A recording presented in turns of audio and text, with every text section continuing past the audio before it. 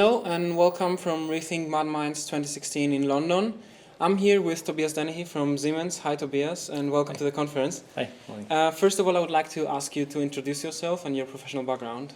I'm working for Siemens now for over 10 years in marketing and communications and was responsible for many storytelling projects in the digital environment, building up the Siemens corporate newsroom in the Munich headquarters. And since 2 years I'm also a freelance story coach, doing speeches and workshops on the side. I still work for Siemens.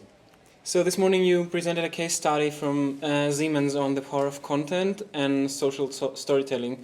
So can you give us a few more insights about the topics you covered and what you talked about? Yeah, what I covered was just trying to give a basic insight into how we need to define content in the digital age. So it's really about seeing content not only as a noun, but also as an adjective. So meaning it's not only the content that we see there, but it's also meaning content in terms of being happy, being content.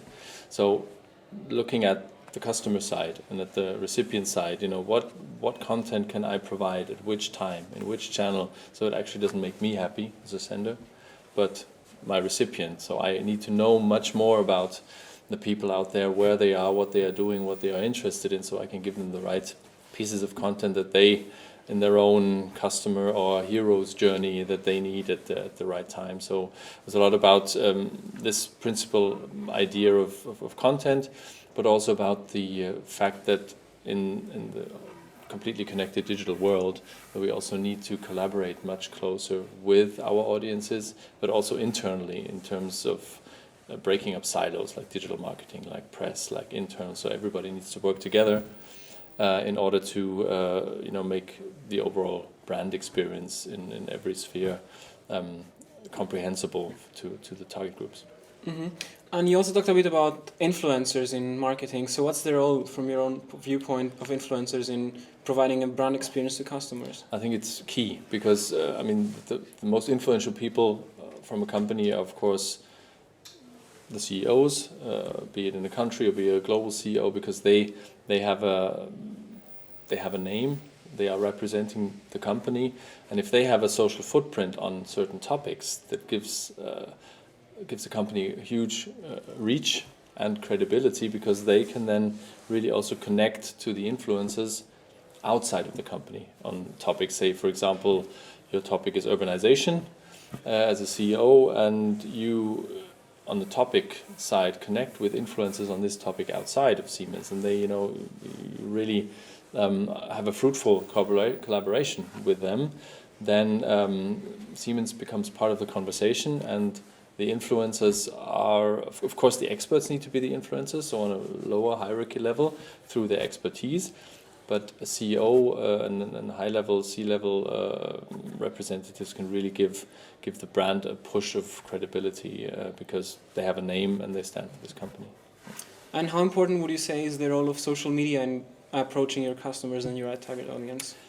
I think it's on a tipping point. So especially in the B2B business and the traditional engineering business, you still have traditional buyers who wouldn't necessarily go to social media to inform about a product or a company. But this is, I would say, 50 years upwards, and this generation is slowly retiring. I won't say dying, but retiring. And so we are really on a tipping point where more and more people are becoming social buyers. So also in the B2B area. So really they inform about certain product or a certain company way before they contact the company. Also in the B2B area. And this is changing. So we are acknowledging this and really working on ways to engage those potential customers at the touch points where they are, like LinkedIn or sometimes even Facebook or whatever, just on channels where we know that they are, and engage them in a topical discussion so they can really be also educated about what we do, about big topics like Industry 4.0, for example. And then build up a relationship to Siemens. And once they maybe meet somebody at a booth, at a trade fair, it's not a cold call because we're already friends in a way, and then you meet there and then it's a completely different level of discussion you can actually get involved in. And how do you see the future of marketing looks like in the coming months? coming months. I mean, I don't think that so much will change in the coming months, but in the coming years, I mean, that trend will intensify, but it will also show that the old model of marketing, saying, okay, I want to market a product because I have it and I want people to know about it.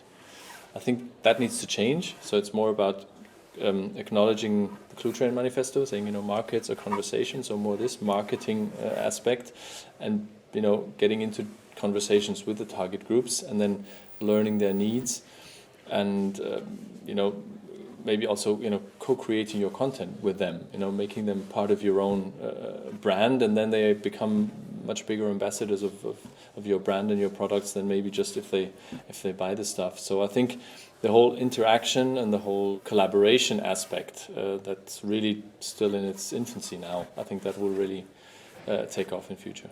Well, thank you very much for your insights and for My your pleasure. time, and have a great rest of the day here. Yeah, thanks a lot.